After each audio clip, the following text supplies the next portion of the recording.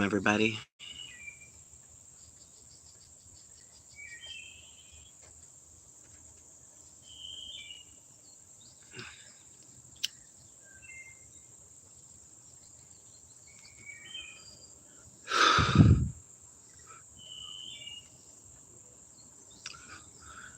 Lots to talk about today, so hopefully we get some people in here. We've got a decent attitude to discuss it. We'll see what happens. Trump 2028. I don't know if you realize this, but Trump is actually constitutionally limited. He's already had 2 terms. He won't be able to run again in 2028, but I appreciate the enthusiasm.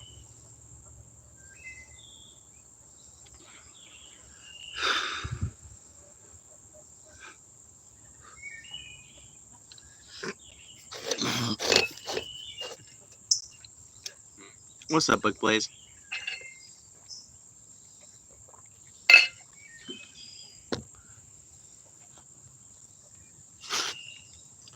What's up, everybody? How you doing? How's everybody doing?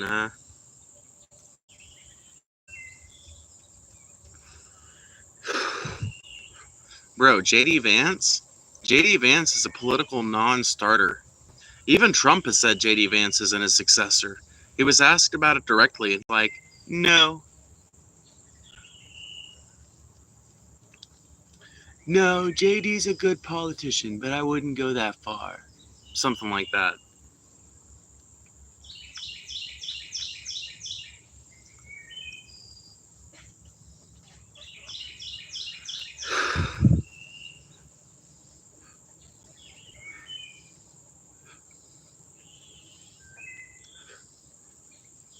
Yeah, I don't think JD Vance has a single chance of ever getting much farther than he already has, honestly. I think JD Vance has gotten about as far as he can. And if he ever takes any sort of position of higher power again, I'll honestly be shocked. Pretty sure that after the Trump era, JD Vance is going to return to Ohio, or whatever his origin state is. I forget. I think it's Ohio.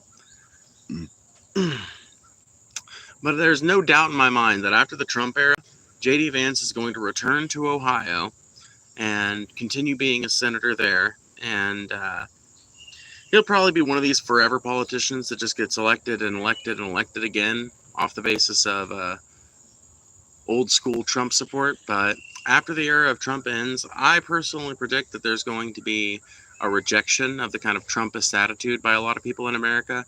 I mean, you're already starting to see it evolve. Like, most people who aren't for Trump are pretty much against him.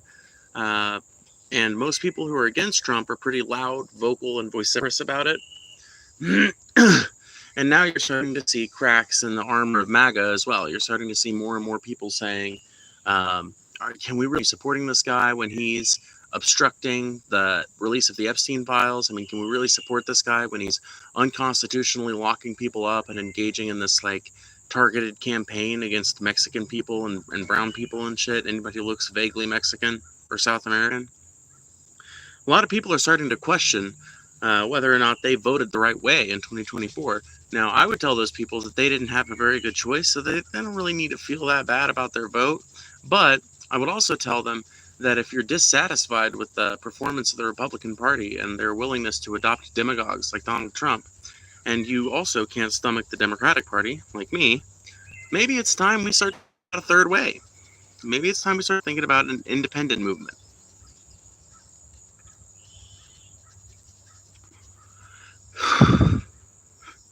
JD is articulate as fuck and speaks very well. I don't know what you're talking about. I didn't say he wasn't. I said he was a political non-starter.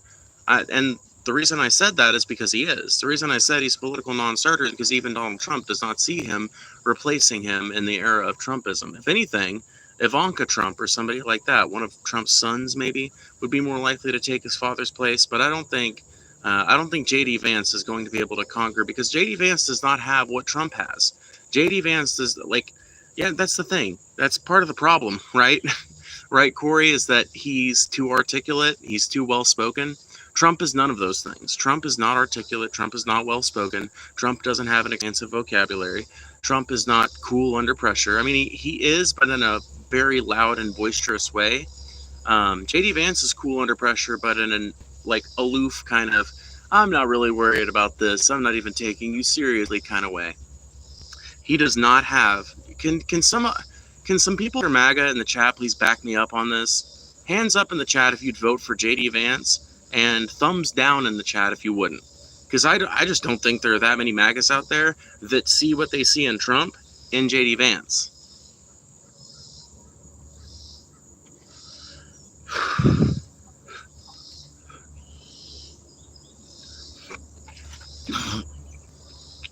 So we got one person willing to admit that they'd vote for JD Vance. This is not good showing. Two. Okay, we've got two. Do we have any MAGAs in chat willing to be honest and say, no, JD Vance is not Trump? JD Vance is a pretty damn far sight from Trump.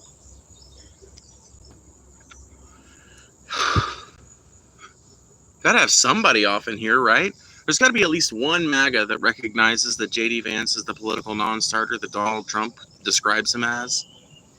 I mean, he's never used those exact words, but when you ask a sitting president if his vice president is going to be his successor after he terms out, and he says, no, I don't foresee that happening, how else are you supposed to take it?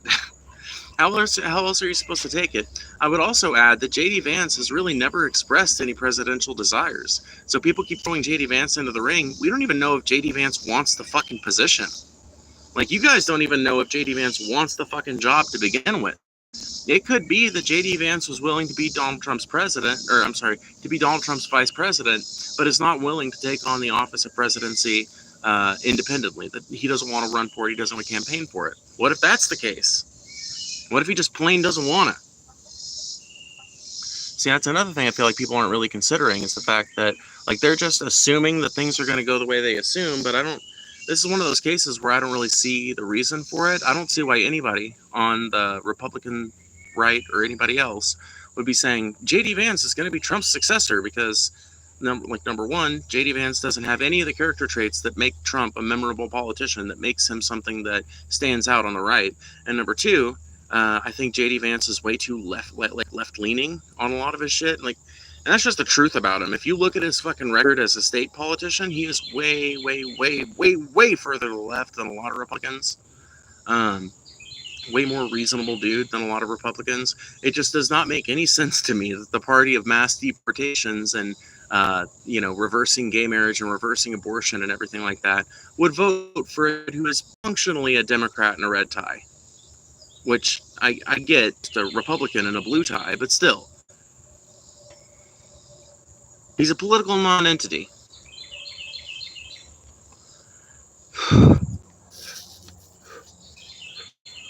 Left on what issue? I'll be honest, Corey, I don't remember specifically what issues he's more left on than the average Republican.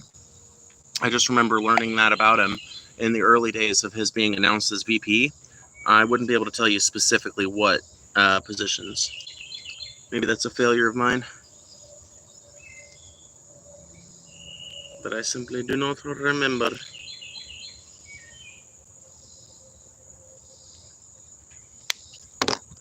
Ow. JD is just a career politician. A lot of folks in politics just want an easy job and nothing else. We really haven't had presidents who are willing to work. Oh, I 100% agree with that. Yeah, I think that's what I said. I think after of Trumpism, JD Vance is going to go right back to Ohio and continue being a career politician like he's always been. He's going to keep being a state senator. He's going to keep doing things on the local stage, but I don't think he's going to seek national office. Now, maybe I'm wrong about that. Maybe he will. But even if he does, that's no evidence that he's not a career politician. It's like that dude just said.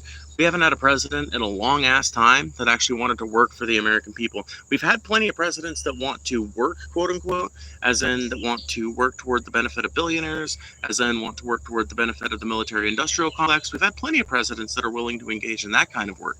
What we haven't had in a very long time is a president willing to do the work of the people.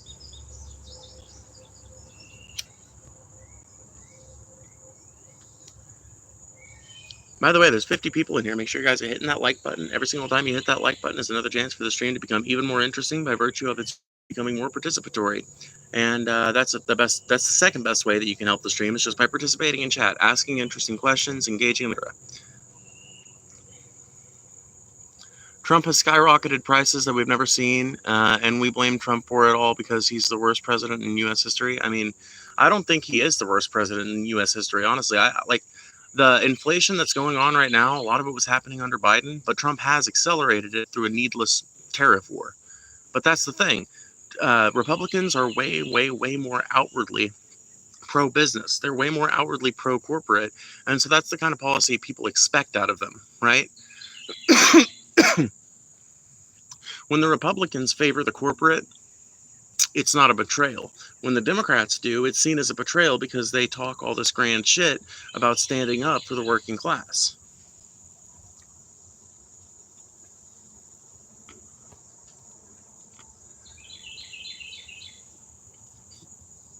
Andrew Jackson is arguably the worst in regards to morals. That's the argument I would make. Yeah, 100%. If you're just going to talk about presidents who were like destructive to human life, like Andrew Jackson, obvious choice. Obvious choice. Dude did the Trail of Tears. Instant worst president pass. Instant. Responsible for more death and destruction of more Native American culture than any other single president in American history, and therefore responsible for the destruction of more just plain American culture than any other president in U.S. history. Because as we've now figured out over the last 200 years, Native American culture has heavily influenced American culture in ways that are, some of them are more obvious, some of them are more subtle, but the sort of destruction that Andrew Jackson released on this country is far and away worse than the sort of destruction Trump has been able to unleash on the country. I could agree on that with you. They're good for business-wise, but Democrats always stood for the. Well, they used to. Here's the thing about Democrats, right? Democrats will claim to stand for the people, but then they functionally don't do a whole lot for us, and that's why I'm so frustrated with the Democrats. Because if you look at the Democrats' election performance in 2024, you have a party that was telling us all of these things about Trump, like all the things that Trump is doing right now. These are all things that the Democratic Party said was going to happen. They're all points of rhetoric that the Democratic Party brought up. However, if we are to believe that due to the fact that most of it has ended up happening, that they were right on that, then they knew this shit was going to happen, and they allowed Joe Biden, another non-starter of a candidate, they allowed him to run for a second, and then revealed as the demented, brain-addled fucking moron that he is on the debate stage, they switched to Kamala. They basically coronated Kamala. They didn't give the American people the chance to actually participate meaningfully in the Democratic primary, and as a result, Kamala was foisted upon Democratic voters. A lot of Democratic voters don't even like Kamala, like just outright dislike her, and she never really had a chance. And so Trump won huge,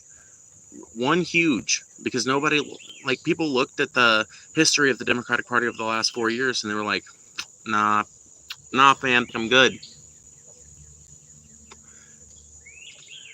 And that's why I think the Democrats have some work to do.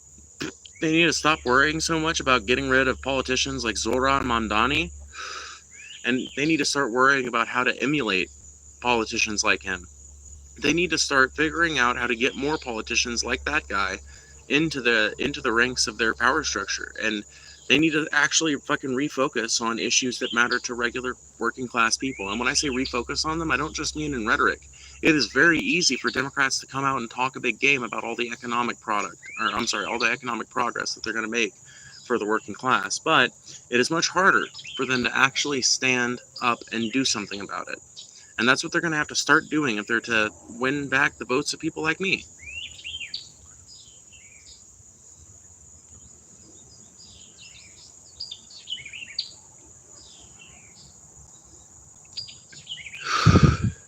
If it was my call, I'd say let's be single as a country for a while because we've been through too much bullshit with both parties. Yeah, dude. Let's get a, you know, we're always hearing about national divorce. How about we do a national divorce between the two parties? How about we make them two parties again? No, but seriously, when you say we should stay single for a while, maybe you don't mean it this way, but I take it that you mean Maybe America should just have an independent movement or something like that. Maybe America should have a third party. Maybe America should vote for an independent president and some independent senators and House representatives. And if that's the point that you're making, I 100% agree. I think material conditions have never been better for such a movement. In the wake of all of this shit with Epstein, in the wake of Trump dismantling the Department of Education, in the wake of him continuing all of these forever that were started under Biden, in the wake of that, I really don't, excuse me, I really don't foresee either party having a whole lot of success in the next elections.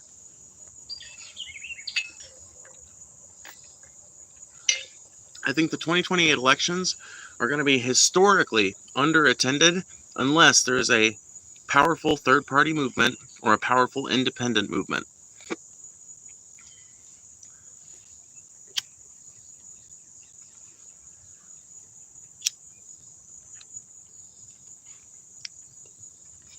And by the way, there's 117 people in here right now. If you guys if half of you guys like the stream right now, we would have like 55 likes, like that. So please hit that button. It really does help.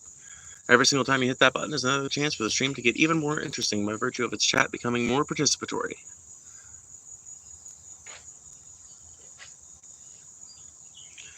Oh man, if you're just gonna spam Bible verses in here, I'm just gonna have to ban you. You, my friend, are not Bible on the spot. You're not Bible.com. Your religion was not brought up, mentioned, or asked for.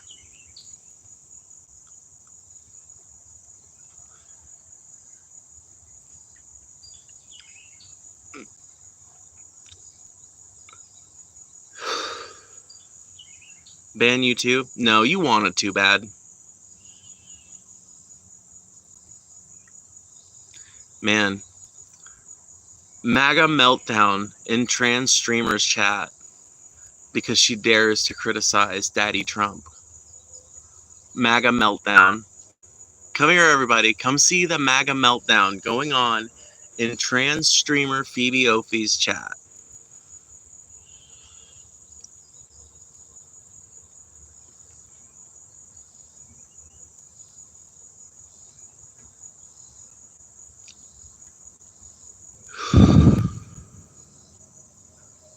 What do you think about Trump sending 17 Patriot missiles to Ukraine? I think it's just another example of Trump betraying his fucking so-called principles when he talked about being an anti-war president. Because I am of the opinion that a lane of diplomacy exists between Ukraine and Russia that has been unexplored because none of the politicians involved in the process over the last 4 years have given a shit about getting that conflict over and done with. They don't care about going through the process of diplomacy because a lot of them stand to profit quite a bit from the industries that are making shit tons of money right now off of all these weapons shipments. Dude, companies like Boeing and Northrop Grumman have never been Grumman. Sorry, there's not a D at the end of it. But companies like Northrop Grumman and Boeing and SAE Systems and all the shit, these companies have been growing exponentially with government contracts that are coming from the need to resupply America's stockpiles and to build new weapons for the plan to. So basically, I was reading this right before I came on stream. A bunch of NATO countries have agreed to buy up a bunch of weapons from America, a bunch of new production. This is not old stockpiles at this point. They are going to buy up a bunch of weapons from America for the express purpose of sending them to the Ukraine. So we're still arming Ukraine. We're just doing it through these intermediaries so that America makes America makes even more money off the exchange, because if we're just lend-leasing them to Ukraine, I mean, that's not really a good deal. That's not the best deal we could get. If we're actually selling them to these countries and creating that consistent need complex over them, we get way more profits off of it because we're actually dealing with developed countries that aren't currently going through wartime. They get to benefit because they get to justify an even greater tax hike. The Ukrainians benefit because they get a bunch of fucking free weapons dumped on them by a bunch of European countries that don't want to get invaded themselves. The only people who don't benefit in this exchange are American working class people, European working class people, Russian working class people, and Ukrainian working class people. Yeah. But all the rich politicians and motherfuckers like that, they're going to be fucking happy as clams with this arrangement. That's what I think of Trump sending guns to Ukraine. That's what I think of him sending 17 Patriot missiles to Ukraine. I think that it's more brinksmanship in a conflict that desperately calls for diplomacy. NATO is paying for the weapons to America. I know that. Yeah, that's what I said. A bunch of NATO countries are going to be buying up a bunch of American weapons. Some of them will be to replace their own stockpile because they're going to start sending their existing stockpiles to Ukraine. So some of them are to replace stockpiles that they're going to start sending today. Others are to literally just buy them, get them to Germany or whatever, send them to Ukraine. It's a way better deal for America than us just sending weapons to Ukraine. But the reason I opposed sending weapons to Ukraine had nothing to do with our tax bill. It's something I bring up because I think it's something a lot of people care about. But frankly, what I care about is the fact that thousands of people are dying in a conflict that literally I 110% believe it could have been solved months ago through some sort of diplomatic channel. There is some kind of deal that could have been reached, and there's just some sort of stubbornness that's preventing it from happening. And something tells me that it's got to do with America being unwilling to make this compromise or that compromise. I don't know that for sure, but that's usually how these things play out. I care because Russia invaded a country. Russia invaded a country, and I don't think that necessarily entitles them to Ukrainian land, but I also recognize that less deaths is better than more. I also recognize that the people who fight in wars are not rich people. They are not the people who actually stand to benefit from any of the policies being fought over. It's regular fucking people like you and me that have to fucking go to a boot camp, learn how to be soldiers, and go die in a fucking trench so that people can... So for what? So that Ukraine can preserve the right to collect taxes in this specific region of the world? That's what we're supposed to fight and die over? So that Russia can collect taxes in this one specific part of the world? And so that they can be the ones who maintain the roads and shit? Fuck that. Bullshit. You're telling me there's not a fucking diplomatic angle that could be reached through this issue? Some sort of land use agreement that gives Russia and Ukraine like a contiguous zone where both of them have shared administration or something like that? I guarantee you something like that's possible, but nobody wants to engage in that because it doesn't enrich the involved parties enough. So fuck that.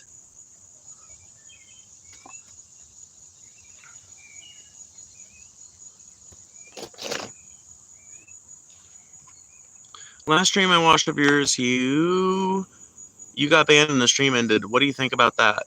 Oh, that was actually really cool. That stream is now back up, by the way. I immediately after I got banned, I started a new... Well, I didn't get banned, actually. The stream got banned. But immediately after the stream got taken down, I started a new stream, which got just not as popular, but got several thousand views on it itself. And like 15 minutes into that, I got a notification from YouTube like, hey, your stream has been unbanned. Our appeal process is over. Thank you for contacting. Whatever. So ultimately, it was a fun little adventure that taught me a little bit about YouTube's back end. Okay, I'm going to turn on idiot mode because things are just kind of hard to like I literally can't catch anything for long enough to read it. So we are going to start the 5-minute idiot mode, which means you have to be a subscriber for 5 minutes before you can chat. That prevents most of the people that just want to engage in bad faith or just want to like spam Peter Griffin or whatever. That stops most of them. All of them. But it should stop most of them. And now maybe we can have an actual conversation.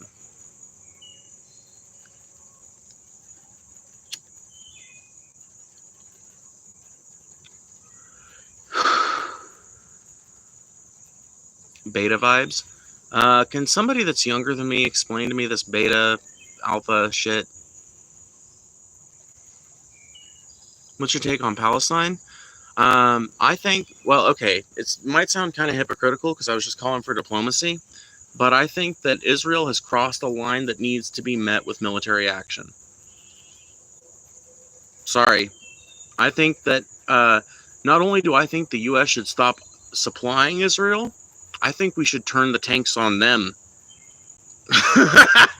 Like, I'm not saying to like erase the state of Israel. I'm saying to put them in their place and say, we are the ones who created this bitch.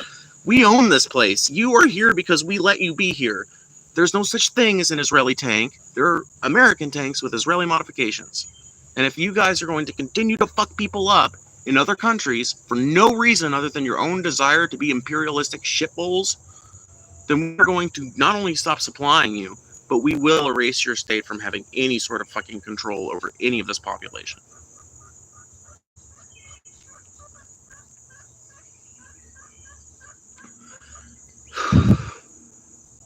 That's my take on Palestine.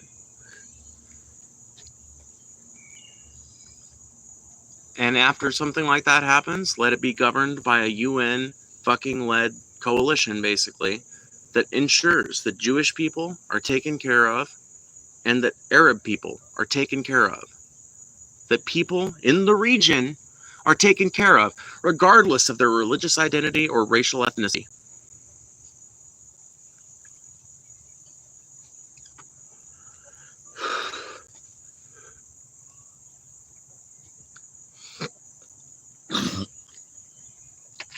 The amount of violence that's been going down for the last 2 years, there ain't no call for it.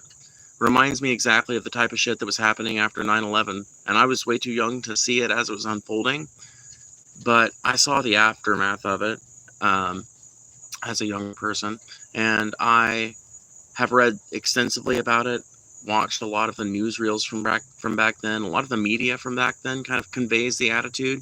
People were bloodthirsty here in America. That's why we started those forever wars. That's why we invaded Afghanistan. That's why we invaded Iraq.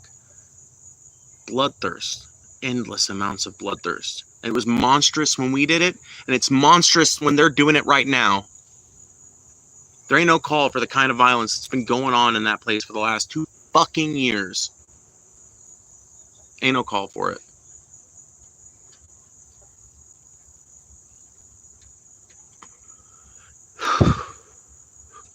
Well, that's why the anger towards Israel, for my part. I won't speak for any other person, but for my part, it's because it reminds me a lot of what my country went through when I was a kid. I was 3 years old when the towers fell, and I never knew a day of peacetime until that brief little section of time between late 2021 and early 2022.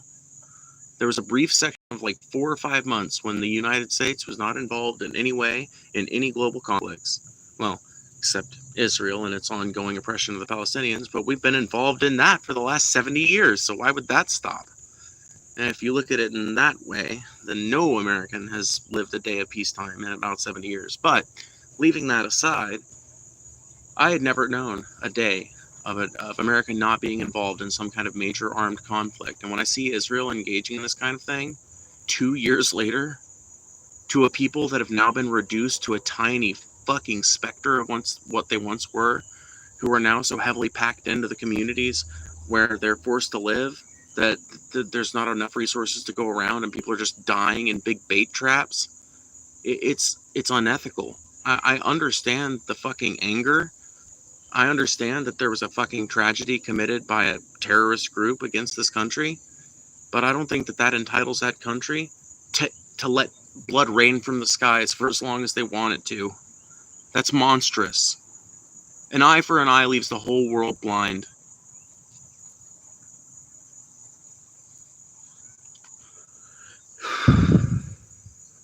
You can say I don't understand the world. I'm not asking you to take me super seriously. Honestly, I come on here, I say what I think, I make my arguments in the way I want to make my arguments, and I believe what I believe. Maybe I'm wrong sometimes, but this is a matter of opinion, and I don't think either of us can say which one is objectively wrong or right. But I do think I can make a pretty good argument for the state of Israel being an apartheid state that is engaging in a genocidal campaign of oppression against the people that it sees as a representative of a group that has made a bunch of attacks on its country.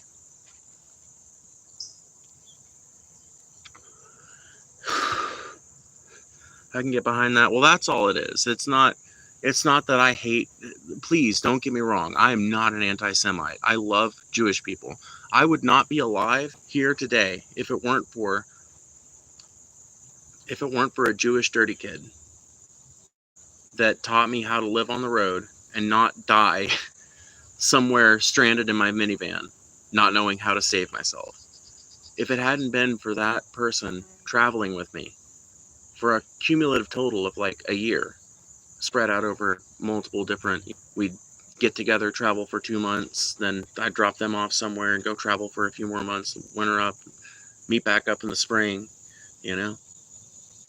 I would not be here today if it weren't for that specific Jewish person. So I have a deeply personal reason not to be anti-Semitic.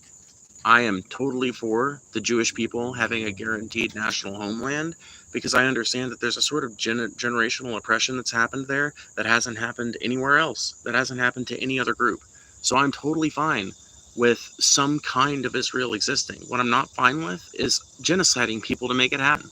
If Israel needs to expand, it needs to do so through unilateral treaties with its neighbors. I will repeat that again for those in the back. If Israel needs to expand, it needs to do so with unilateral treaties with its neighbors, with shared land use contracts, with things like that. It cannot do so with bombs and missiles. The history of the Jewish people does not entitle them to endless violence.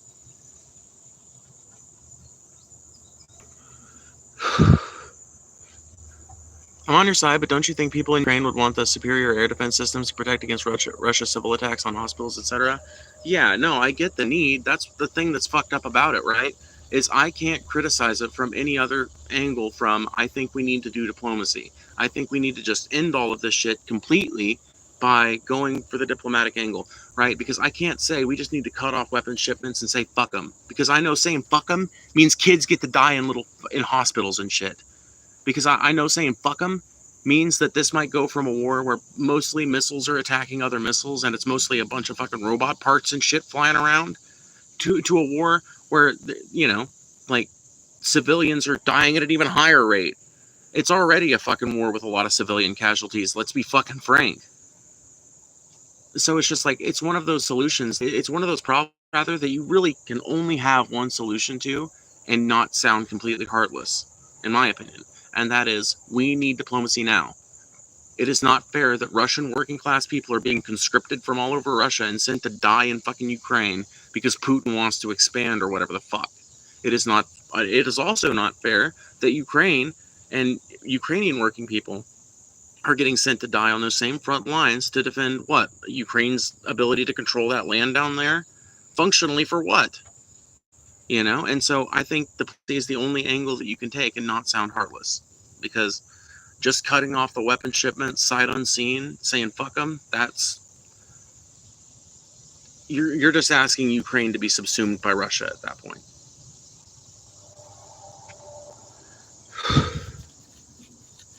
I do think the right administrative and diplomatic angle could actually resolve this issue long term and fix a lot of the problems in Eastern Europe. PETA. If you're going to make a Peter Griffin joke, can you please at least make it funny? Please? I don't even look like the fuck. So if you're going to make I almost said Peter Jackson. If you're going to make a Peter Griffin joke, please make it funny. God, it's so fucking boring reading literally just the same phrase over and over again. Also, there's 196 people. If you guys are enjoying this conversation, please hit that like button. It is the best way to make sure even more people see this conversation and can engage in it if they're interested. Did you ever hop trains? What cigarettes you smoking? No, I never hopped trains. My road dog actually had hopped trains, and they advised against it.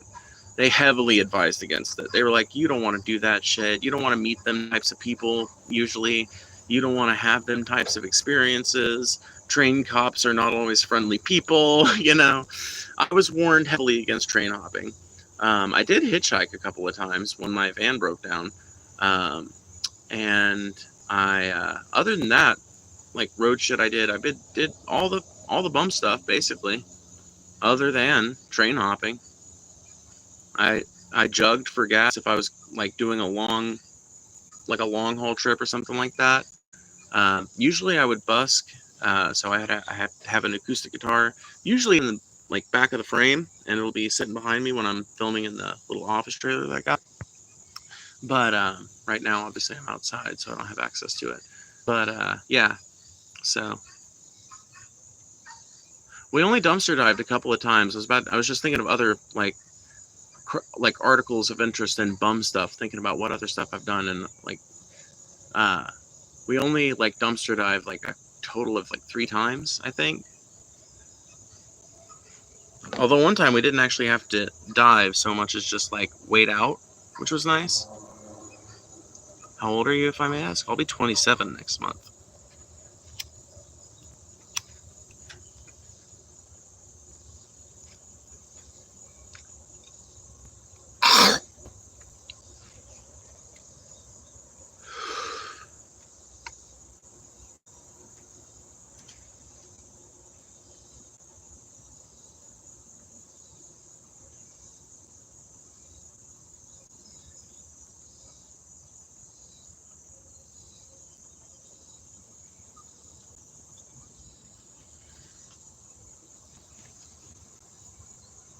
This is not a cigarette, this is a joint.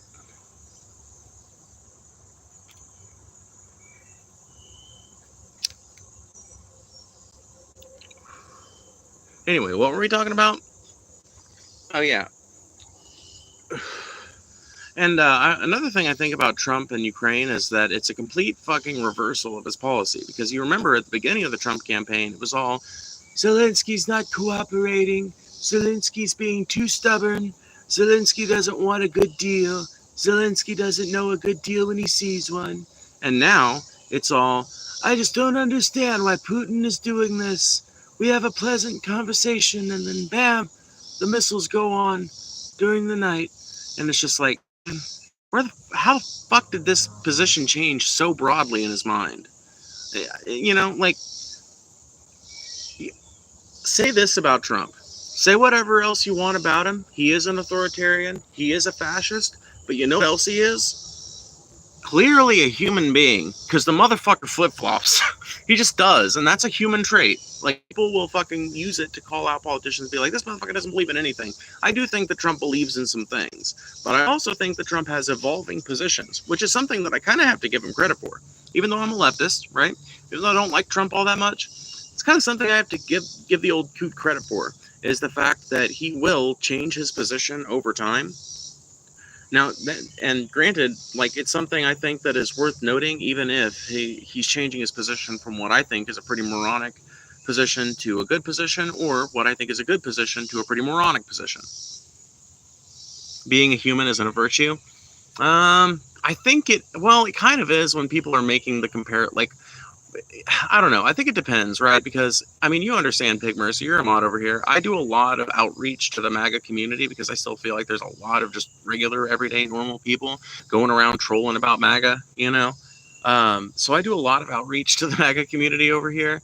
And I think that when it comes to, like, exclusively leftist spaces, there's this tendency to kind of, like, dehumanize Trump, which I understand because he dehumanizes plenty of people himself, but I don't think it's very useful if you're doing that kind of outreach, right? So if I was just a channel that was only interested in, like, dunking on right-wingers, which, you know, some people would argue I do that anyway, just through facts and logic, but if I had a channel that was just dedicated to dunking on right-wingers and appealing to lefties and kind of like building that kind of echo chambery kind of atmosphere, then I would agree. It doesn't, like, yeah, I would have to just 100% agree without any nuance. But given that I'm doing what I'm doing and I engage in the kind of content that I engage in, I have kind of a responsibility to point out that every so often Trump does actually do a thing that kind of indicates that he's not maybe as controlled by corporate interests, or maybe he's not as controlled by like some puppeteer group. But then again, maybe it represents even more control over him by a puppeteer group. I don't know. But I think when you're doing that kind of outreach, it makes sense to remind people that that somebody is human. Like when you've got a lot of dehumanizing rhetoric about that person coming from one side or the other. We might have a disagreement on that, and that's fine.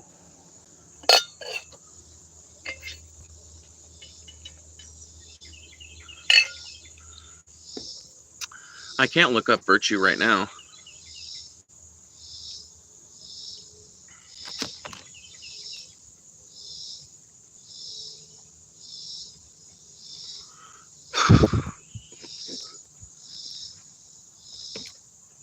Respectfully, can you please block me? I've hidden your channel and yet it still pops up on my feed. I don't like reporting channels, so it would be easier if you blocked me. I would appreciate it.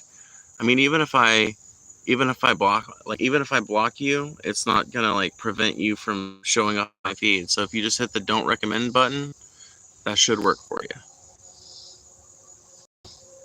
If ICE came for you, someone you know, would you protect yourself with your Second Amendment right?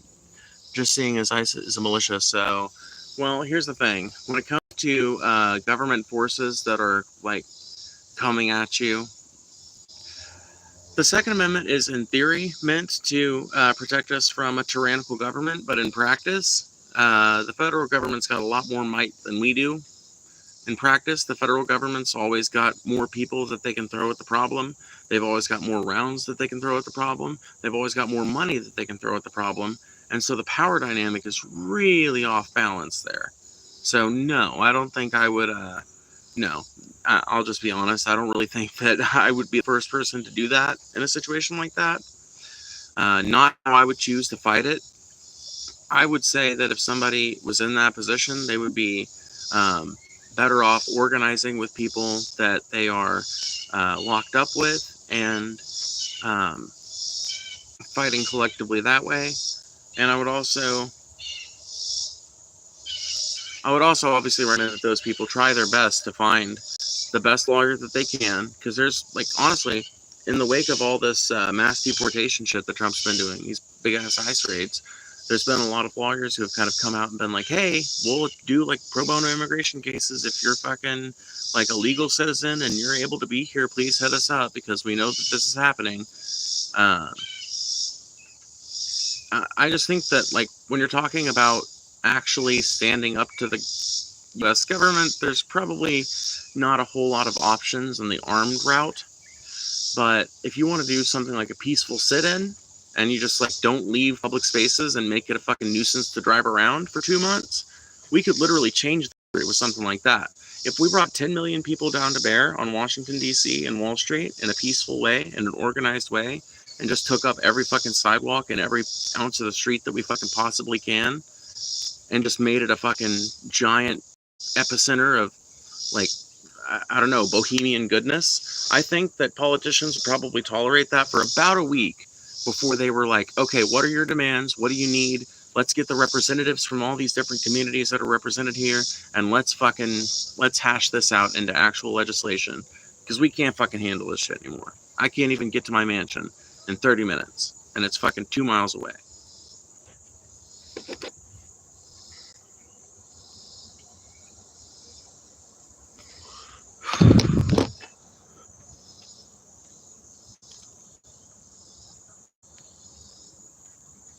Who the fuck is NetSpend?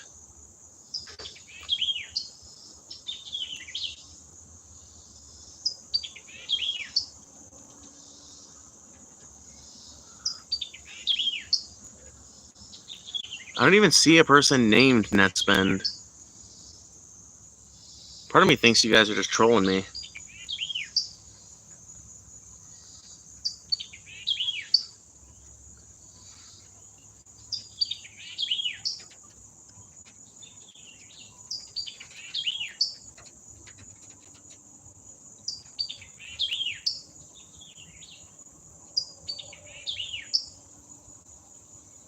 I'm looking through the chat.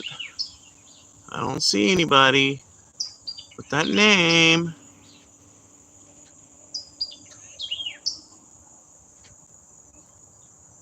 Don't see anybody with that name.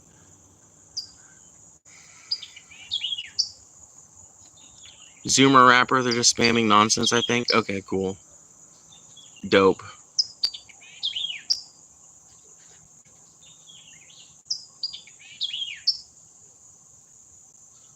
How is Israel apartheid? I say this after visiting an Arab doctor. Because they're engaging in a campaign of genocide and oppression against the Palestinians, pushing them into smaller and smaller communities, forcing them into smaller and smaller places, subjecting them to worse and worse treatment, setting up these little bait stations, basically, that are like faux aid stations, but somehow the IDF is always there to take out a few Palestinians. I don't give a fuck about Netspend. I don't know who the fuck Netspend is. I don't give a fuck that they reposted me. It's not the first time somebody's reposted me. This is not the first time I've had a bunch of fucking dorks from some community talking about me. I don't give a fuck.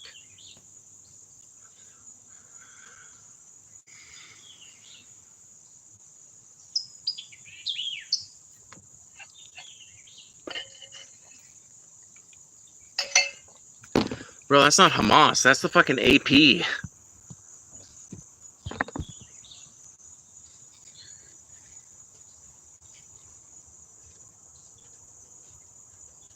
Netspend said you're banned from Richmond, Virginia. I've never even been to Richmond, Virginia, nor would I want to be.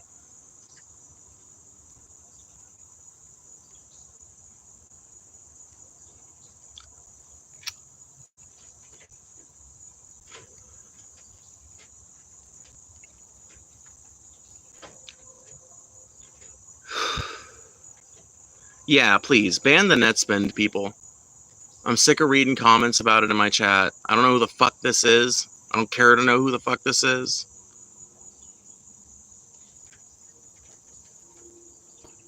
What's your opinion on the gaming market right now? Overpriced as fuck. But it's a weird thing, right? Games have always been expensive, right? But they're more expensive now, especially like for the whole complete full version with all the features than they ever have been. And I think a lot of that is to ensure shareholder profits, but a lot of it's also just driven by the added complexity of making a game. Now, what gives me heart on this issue, right, is that with the growth of AI, with the further development of this technology, we might arrive at a place where a game studio can make a really fucking top tier game, excuse me, with very little human effort. Like literally might be able to spit out a game like Red Dead Redemption 2 or something like that with that sort of fidelity graphics and that sort of fucking story. The assistance of AI to use prompts to build certain things or to use prompts to modify certain things. I think that with the growth of that technology, we might actually start to see games get way cheaper. You know what I mean? And that will be really beautiful to see. So that's one of the reasons why I support that technology and think it's going to be interesting to watch its growth. Spaghetti. Oh, look, it's the Spaghetti Oaf. Literally, we have a visit from the Spaghetti Oaf themselves. In the spaghetti fields, nestled in between the linguine trees, you will find Spaghetti Oaf. Now, TJ, I got reposted by some Zoomer rapper. Apparently, I called out. Apparently, I'm banned from Richmond, Virginia, even though I've never been to the fucking state of Virginia in my life, bro. People are fucking wild. I love this fucking place. I love YouTube. YouTube is fucking wild. Apparently, this motherfucker reposted me, but they are of such low fucking.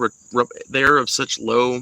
I don't know, like popularity, I guess. Repute. That's the word I was looking for. There's such low repute that I'm sitting at 80 viewers, despite being reposted by somebody that I should supposedly be careful about the way I talk about them.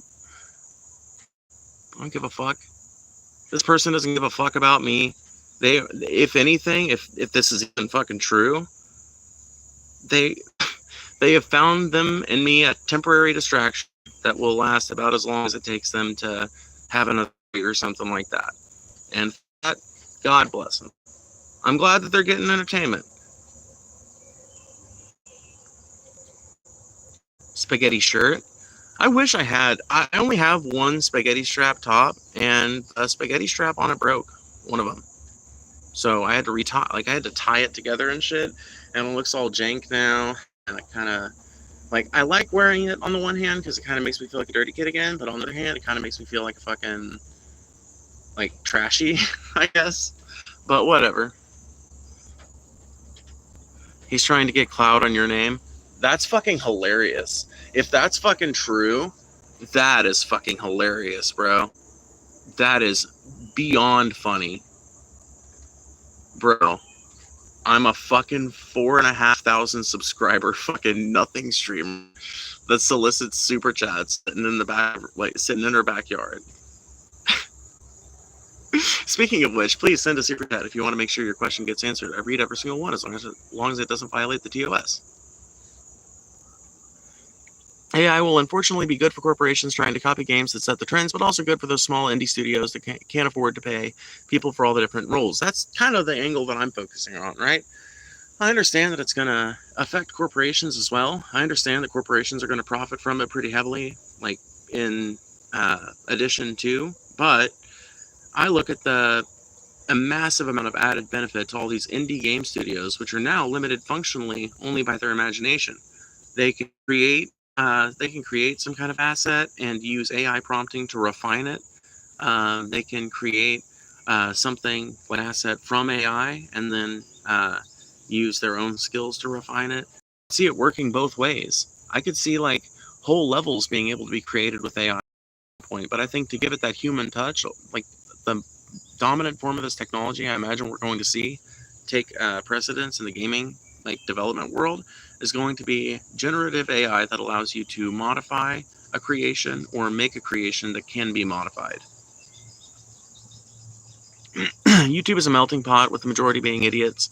I tend to agree, although I don't know if it's the majority. I think there's a lot of idiots on YouTube. I think there's definitely a lot of dumbasses, just kind of spoiling to have an argument or spoiling reason, just trying to attention to themselves and shit. But I also think that YouTube is actually a pretty interesting place on the whole, if that makes sense. I think that honestly, I look at YouTube as kind of a blessing. Maybe that sounds like really Zoomer and internet-y to say, but if you look at YouTube and even things like Wikipedia, right, and Google, we take all of these things for granted, but we have access now to a compendium compared to what someone 30 years ago would have had access to. I mean, I can right now, using the very app that I'm streaming with, I can find dozens of interviews from Noam Chomsky, which is something that would have taken me a visit to like 5 different libraries to do 30 years ago. And who knows if I even would have been able to find a library anywhere in my area that would have a recorded fucking whole tape of a Noam Chomsky interview. Who the fuck knows? I might have to go to find something like that. I might have to go pretty fucking far out of my way to find something like that. And if I don't have an alternative bookstore anywhere near me closer than that, I'm just fucked, right? But now you can get on the internet, go to YouTube, and find all of that shit with like that. And that sort of thing is almost like a superpower, And so you get all kinds of content with it because like it attracts everything, It attracts not just things that have been made by professional creatives in decades past, but also new creatives and everything in between. And as far as the community goes, I think that internet behavior in general, places that allow a high degree of anonymity, deal with this universally. It's not just YouTube. If you have a platform that allows high degrees of anonymity and encourages high degrees of anonymity, you are going to weird little toxic subcommunities full of people that just want to talk shit, that just want to harass people, that just want to be weird, that just want to talk crazy shit or whatever. Right? It's just something you kind of have to deal with as an element of the it's just part of the game, basically. Noam Chompy? I know. Dude, listen, I have a speech impediment. No, I'm kidding. I don't. But sometimes I do mispronounce shit pretty hard. YouTube is just so good for literally everything. I wouldn't say literally everything. There's definitely some things that could be improved about YouTube, but when it comes to like the availability of information that comes along with the software, you have to give it credit for that, if nothing else. YouTube just before the apocalypse was peak, I agree.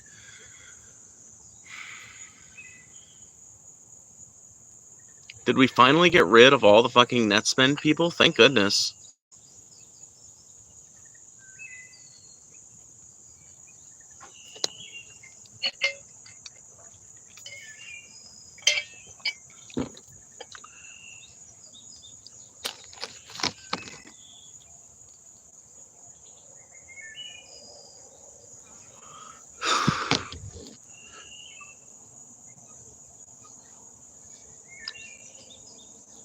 Dude, I don't know why, but I keep feeling these like stinging pains somewhere on my leg, and it feels like something's biting me.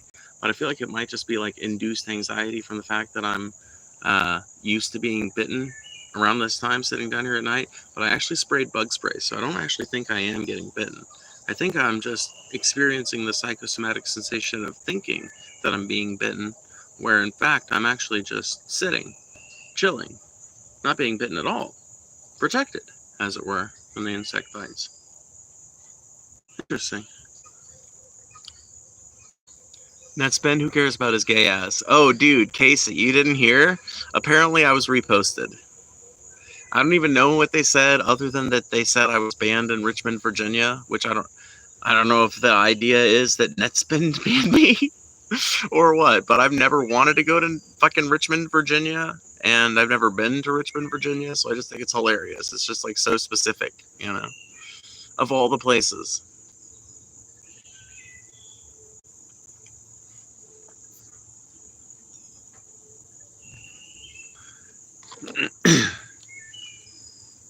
I think Pig Mercy just has like a sensitive trigger finger right now, because I did kind of say like ban the Netspin people, but I think Pig Mercy also just gave them a timeout because they don't detect that like air of bannability about them.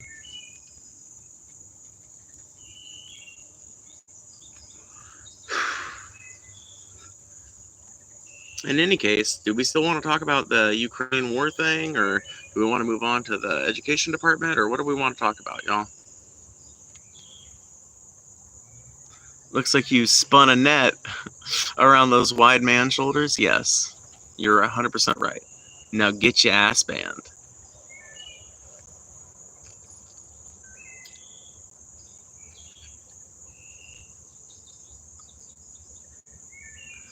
Yeah, exactly.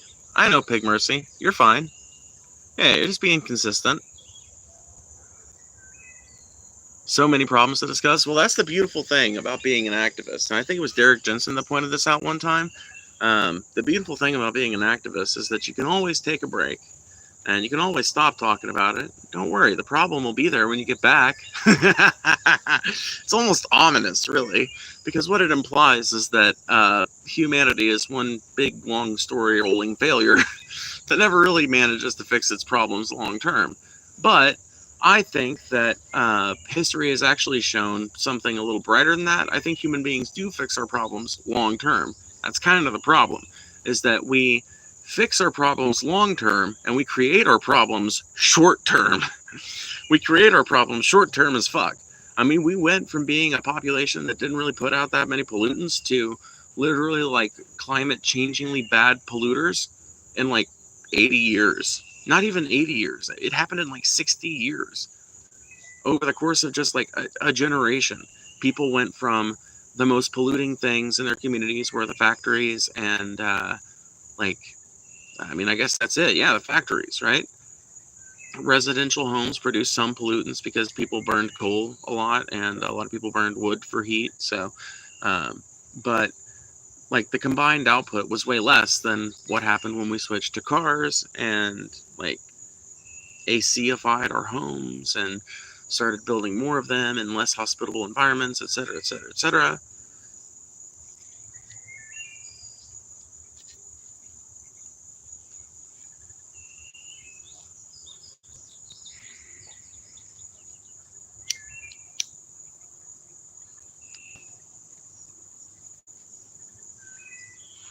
I'm to glow green like the uranium girls. Yes. We need to accept that we will all be glowing green here soon.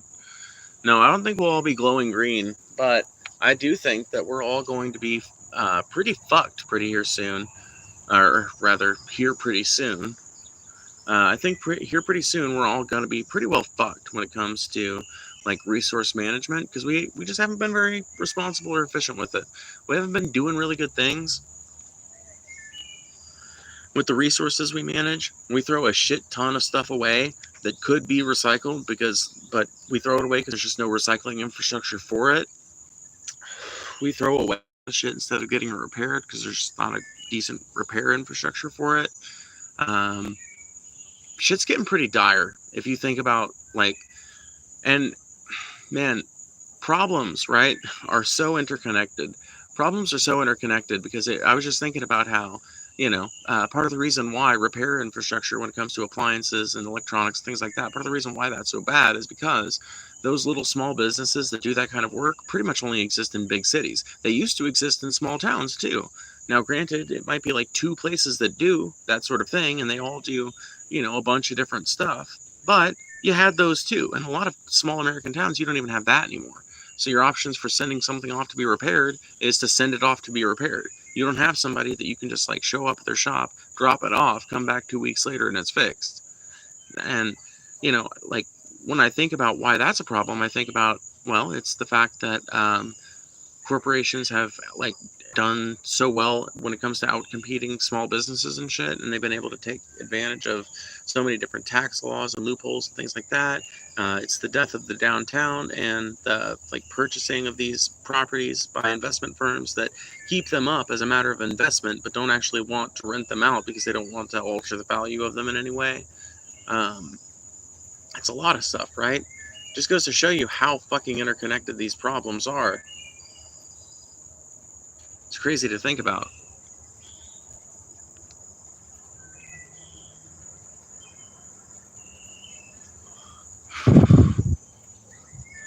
Back then we had lead cancers, now we got microplastics. We'll be fine. Yeah. We're like that meme, dude. We're like that meme with the little dog, in the room as it's catching fire, and he's like, "I'm fine. This is fine." But we are that collectively as a species. Well, maybe as a species, but we are that collectively as a country. Like our culture is just dead set against any of the things that we would need to do to fix major problems like this, to like get to the point where we were effectively using the resources that we have on this planet. That involves so many fucking changes. I mean, it sounds like a simple thing, right? When you hear somebody like me say, we need to be smarter and more conscientious about how we use the resources on this planet, it sounds like a pretty simple premise. It sounds pretty easy to do. But when you actually think about what that means in practice, I mean, inefficiencies in our system are just littered throughout. They're everywhere, fucking everywhere. Inefficiencies in our system are just abundant. And using the resources we have access to on this planet more efficiently is going to involve changing so many fucking different systems. Literally. It's going to involve doing completely different things when it comes to getting people around. It's going to involve doing completely different things when it comes to our food supply. It's going to involve doing completely different things when it comes to our consumer goods environment, in our retail environments. It means doing shit differently than at least America, and as near as I can tell, a lot of Western Europe has been doing things. And Canada too, I think we're about to see the end of an era.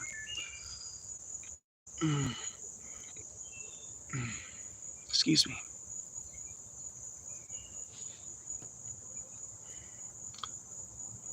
A matinee movie in my town costs $30 fucking dollars. No one will be able to afford any fun very soon. Oh my god, that fucking blows. That's so expensive, bro. To the credit of the local theater near my town, they're not that expensive. You can actually go. You can go to the movies if that's all you want to do. If you want to eat lunch or eat breakfast at the house and then go see a matinee and then go eat lunch somewhere in town or something like that, you can do that and you won't spend $30 on the movie itself. But it's also, pretty expensive if you're going to get snacks and accoutrements and shit like that. By the way, there's 93 people in here. Make sure you guys hit that like button. Every single time you hit that like button is another chance for the stream to get even bigger and for the chat to become even more participatory, which makes your viewing quality even higher. So please, help me out with that. It's the best way you can support the channel without contributing any money. Of course, the best way that you can help the channel is, of course, by contributing money. I am a, what you might call a personal capitalist and a public communist. No, I do believe in a more socialistic system, but we do live in a world that is, as you can say, and as you can see, driven by capitalism. So if you want to make sure your message gets read, that is the best way to do it. because I read every single super chat as long as it doesn't violate TOS.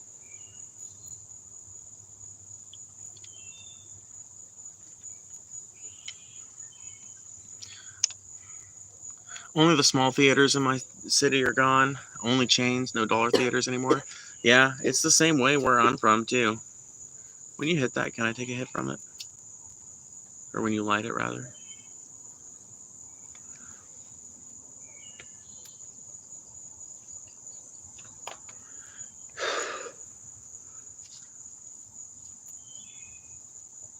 I just want him to come say hi.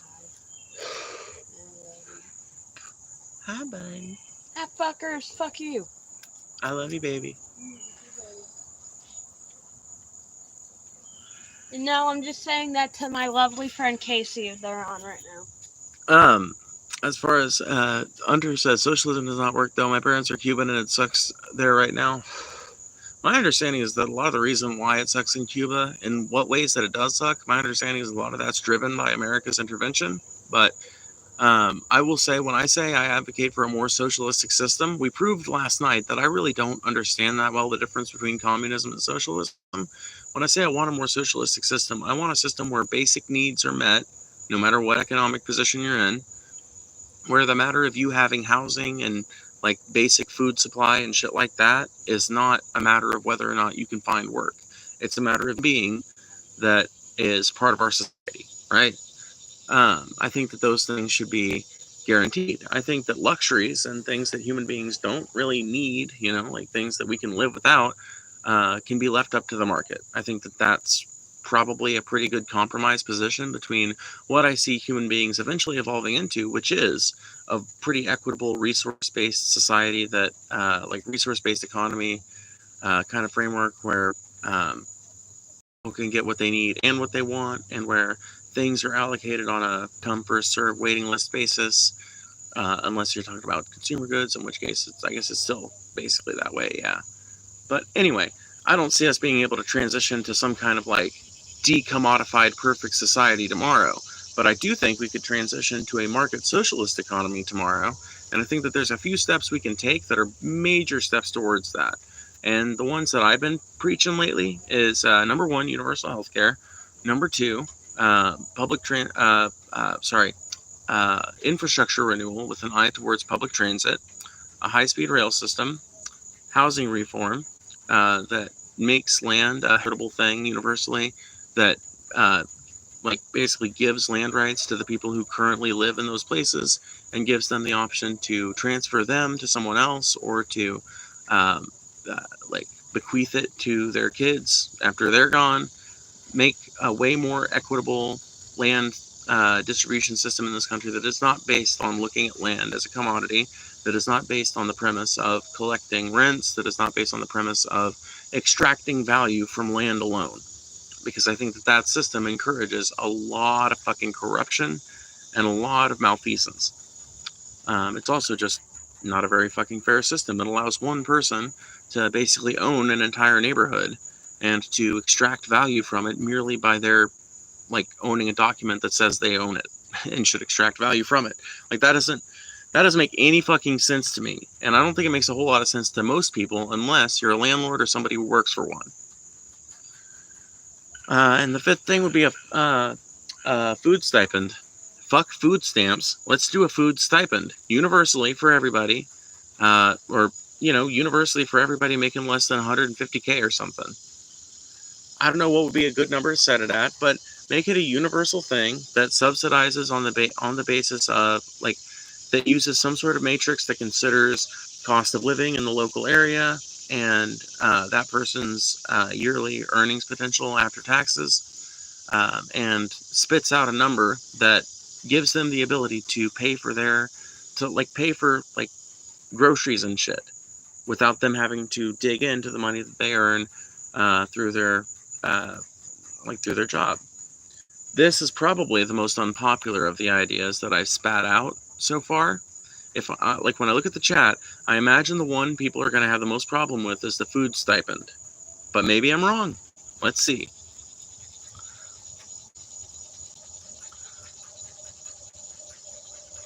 Affordable food, though? Yeah, well, maybe I'm not wrong.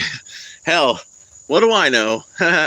When I say a food stipend, I do also recognize that in order to prevent that being abused by corporations, you're going to have to set some price controls on some of these things. But the U.S. already engages in price controls when it comes to all kinds of agricultural products. We engage in price to keep the values artificially high to support the right of certain people to make a bunch of fucking money. If we nationalized more of the food supply system, or if we enacted regulations that made it harder, basically, um, to make service worse in favor of making people richer, um, if we deprioritize profit and prioritize people in the infrastructure that provides the nation its food supply and provide people a food stipend, I think that would fundamentally solve childhood hunger in America. I think that would solve the issue of families not knowing how they're going to eat every month because bills are eating them alive, because their rent just went up last month, but their wages didn't go up.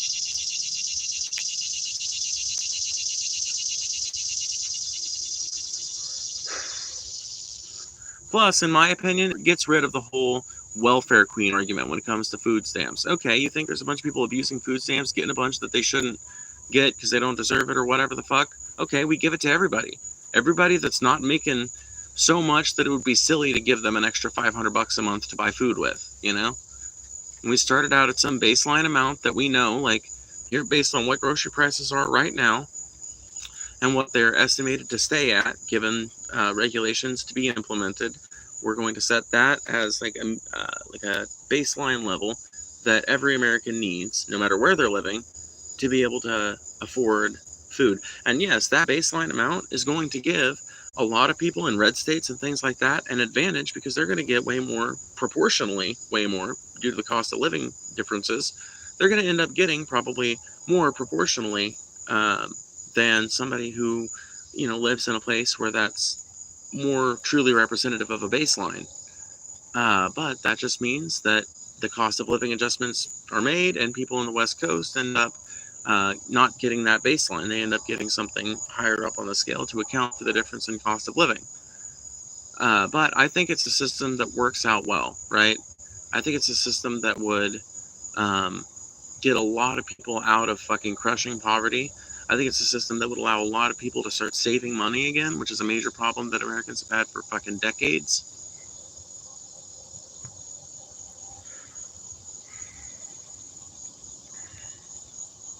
Your compassionate human approach to economics just triggered the gag reflex of the capitalists.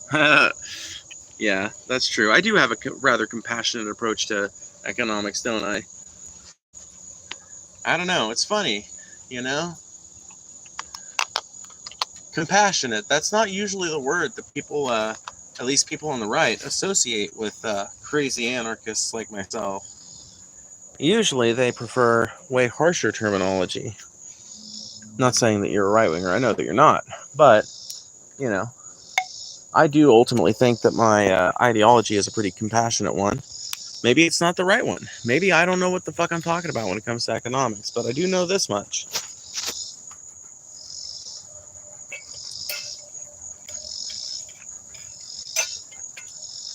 The way things are right now is a system that is actively crumbling before us. We can literally watch the decay in real time.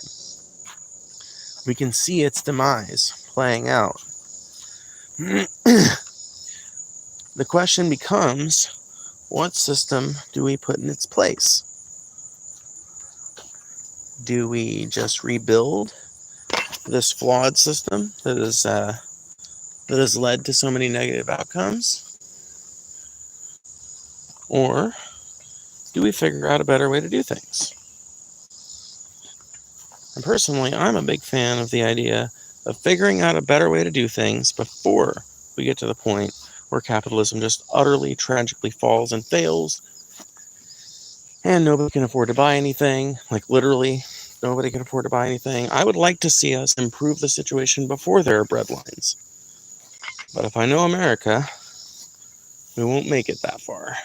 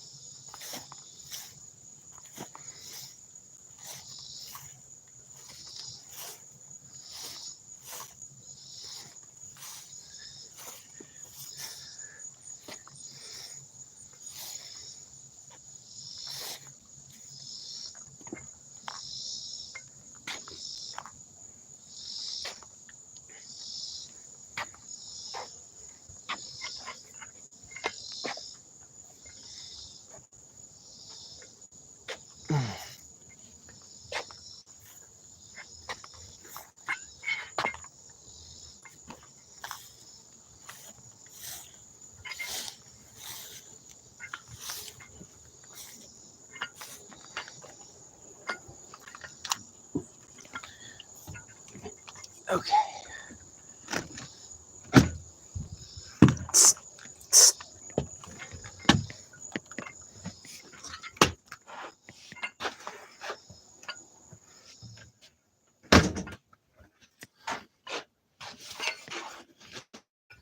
It's warm in here.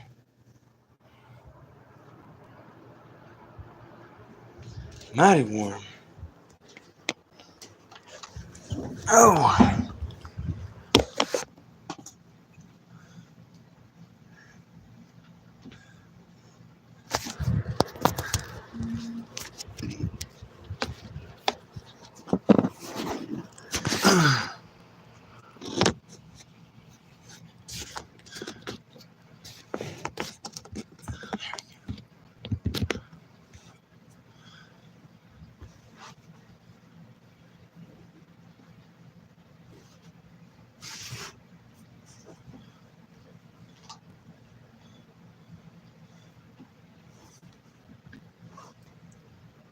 People have a hard time imagining anything after capitalism, capitalist realism.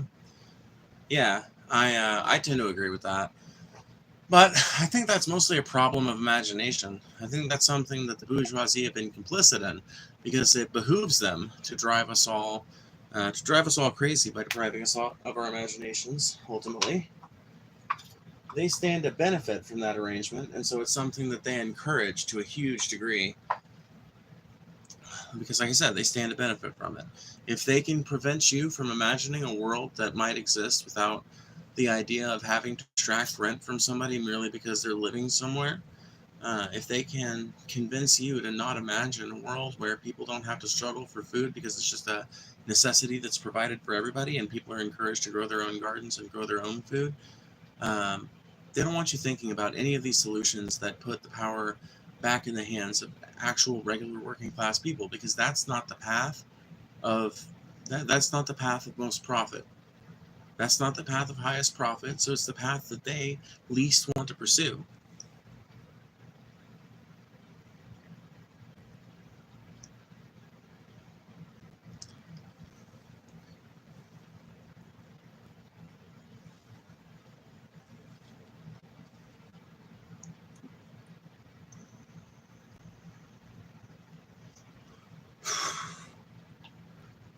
Exactly. They encourage the "it's not perfect, but well, this is the best we got" mentality. Yeah. Yeah, exactly. They normalize the abuses of the system, because, well, for a lot of reasons, but the outcome of that is that people end up feeling like there's nothing else that we can do. Uh, it's like a basic propaganda strategy to make people feel like something is impossible, by constantly railing against it as if that's the case. But when you actually drill down into it, right, when it comes to like the capitalism versus communism thing, people will say, well, communism has never worked. And the truth of it is, true communism has never been tried. True communism meaning a system wherein the means of production are controlled by the workers. That has never existed. That's not what the Soviet system was. That's not what the Cuban system is. That's not what the Venezuelan system was. That's not what the fucking Libyan system was, you know? It's not what the Chinese system is, as near as I can tell. Near as I can tell, China does not operate on the principle of from each according to their ability, to each according to their need. And that's a basic communist axiom that none of these countries have effectively followed.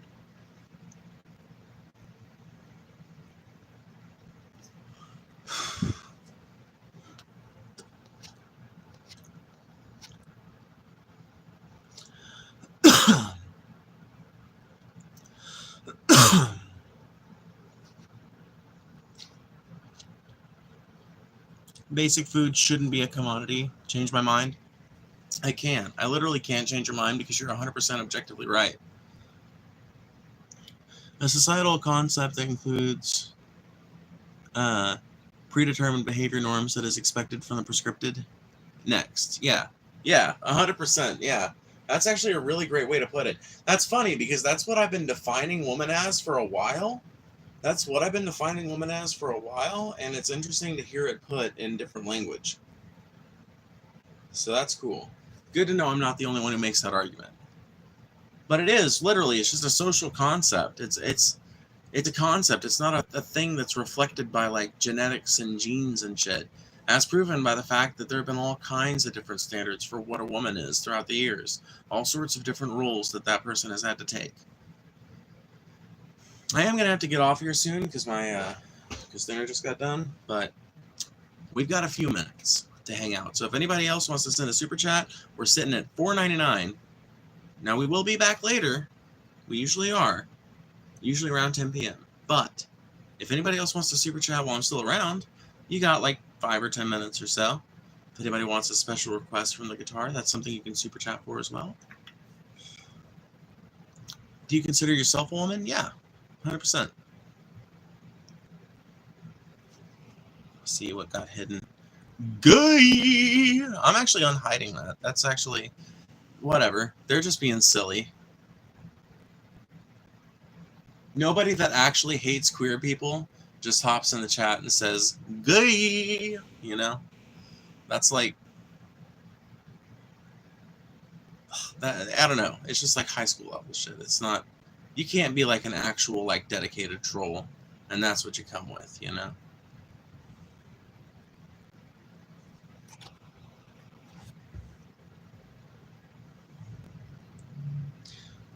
Why is this dude dressed like a frumpy teacher? Oh, I'm not like a frumpy teacher. I'm not a dude either. I've never known a frumpy teacher that would wear a lacy-topped dress. Well, this is not a dress. It's a shirt. But still, you get the idea.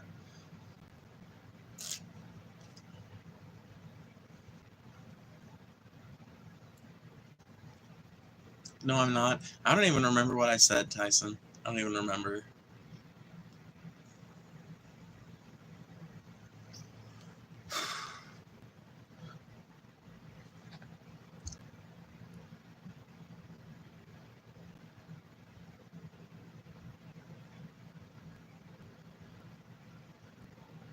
Who did you vote for? Let me guess, Harris?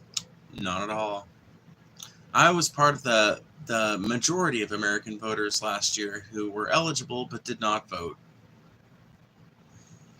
I am part of the hallowed 35% of Americans who did not vote. Actually, I think it was a little more than 35%. I think it was like 35.2%, but that's just splitting hairs at that point.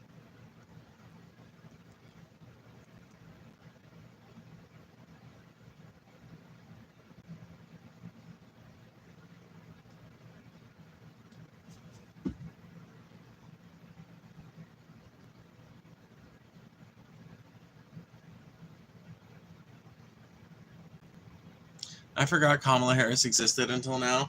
Yeah, you and every other voter. You know, that's why Kamala Harris lost so fucking bad. That's why Kamala Harris lost so goddamn tragically, is because she's a fucking non-starter of a politician. She's unmemorable by nature. She's like anti-charisma. She's constantly zanned out. Like, there's just not much to like about the bitch. There's just not a whole lot to, like, dig about Harris. So yeah, I feel like most people probably forget she exists right up until she's on the screen in front of them, you know? During that moment, they'll be like, oh yeah, Kamala Harris. She was a thing back way, you know? She was the thing back then. Now she's not, but, you know, a year or two ago.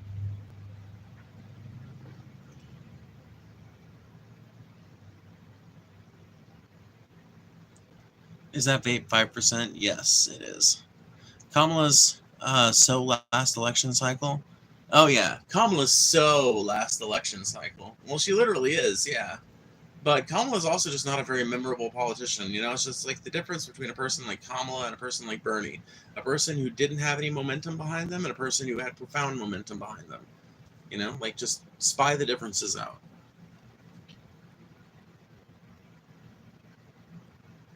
I don't even know what you said, ADC Addict.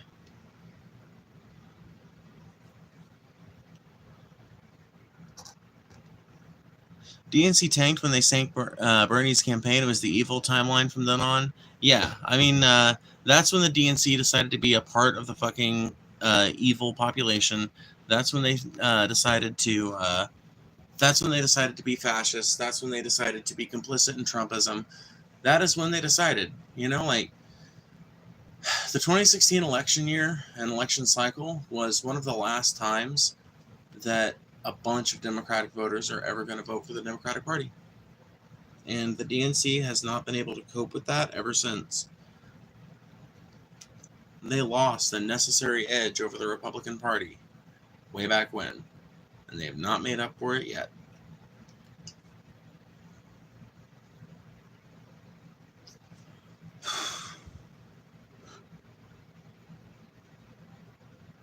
Who would have thought that an unelected Dem choice wouldn't get the voters on board? I know, right? Crazy to think about. Somebody that literally didn't primary in a single state when she did run on her own, who withdrew her candidacy before anything became serious because she figured out she wasn't going to primary anywhere. Who would think that an unserious politician like that would prevent the voters from being able to sign their names underneath that ticket? Who'd have thunk? And the fucking sad thing is that there's a lot of voters who, despite that, went ahead and voted for them. She went ahead and voted for her. So that goes to show you the sad state of electoral politics on the side of the Democrats. Man, these people are fucked up in the head. They will vote for fucking dog turds. They will vote for unelected dog shit before they'll vote for a Republican or an independent. And that sort of attitude is, I think it's dying. I think we're seeing its death right now as the Democrats let Trump run roughshod over their country, as none of these fucking state governors really step in to correct the fucking record and make sure that Trump's fucking Gestapo isn't just allowed to run roughshod over their fucking state. I think right now we're seeing the slow withering and destruction of the Democratic Party as the people of the United States realize that the DNC is just another arm of corporate power.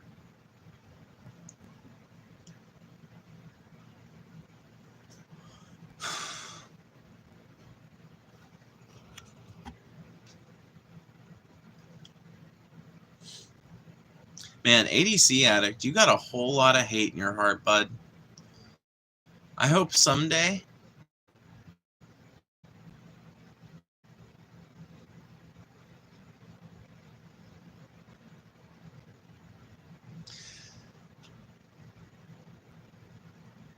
no, I got nothing. It is really hot though, and dinner's done, so I'm gonna go ahead and go. Thank you guys for hanging out. It was fun, always is. But yeah, come see me again at 10 o'clock if you're interested in more political discussions or philosophical discussions or whatever. I will see you guys later. Goodbye.